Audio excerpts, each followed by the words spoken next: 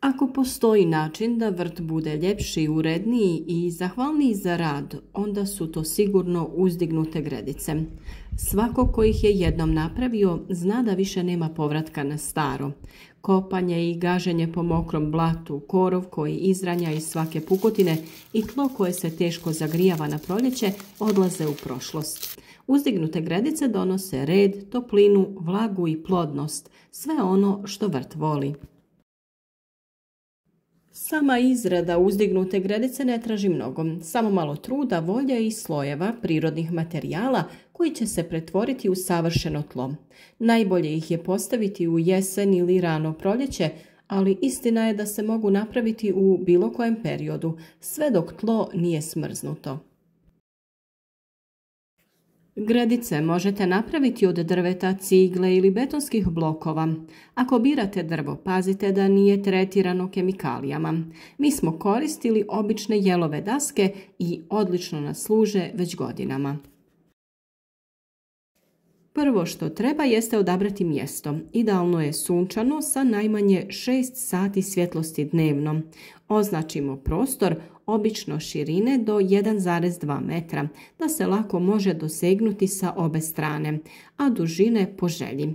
Visina može biti od 20 do 60 cm, zavisno od toga koliko želimo da bude uzdignuta.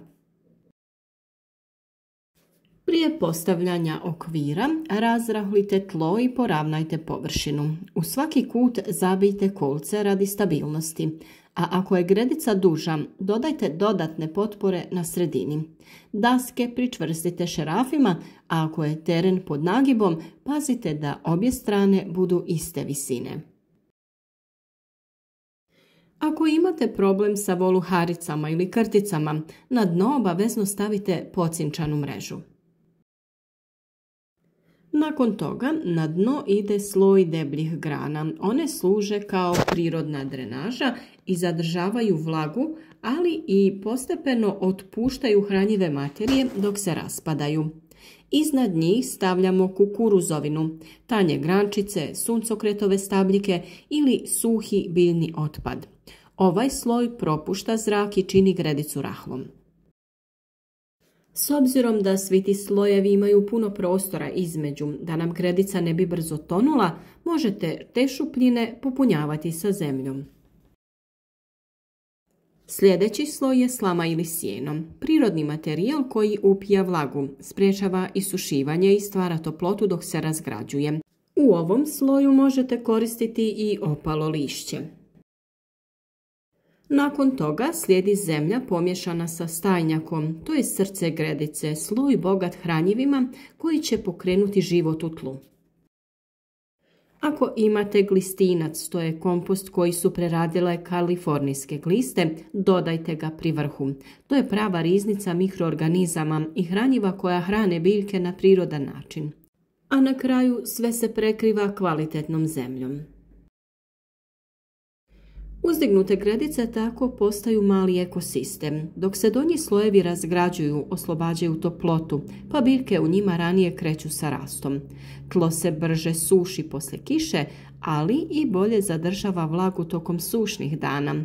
Zahvaljujući slojevima koji rade, zemlja nikada nije zbijena, korijenje se lako širi, a biljke su zdravije i otpornije.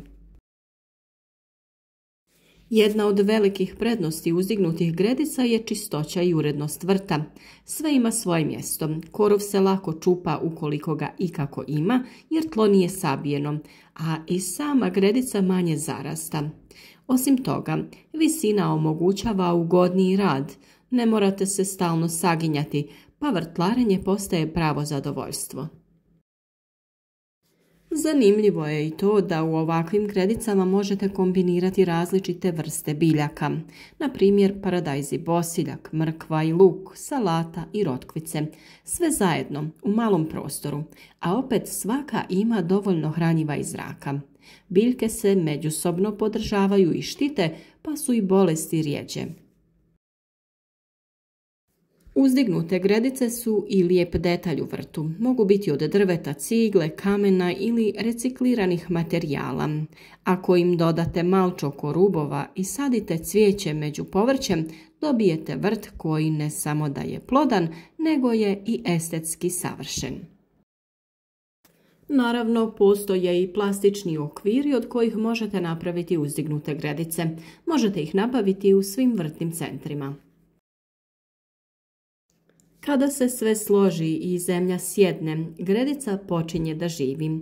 Mikroorganizmi rade svoj posao, gliste obrađuju tlo, a biljke bujaju.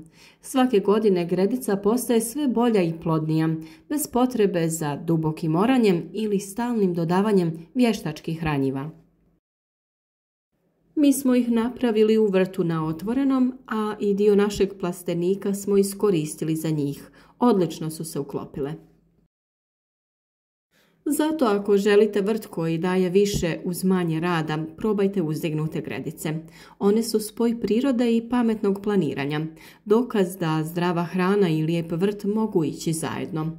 I nema ljepšeg osjećaja nego kada stanete pored svojih gredica, pogledate kako sve buja i znate sve ste to stvorili vlastitim rukama.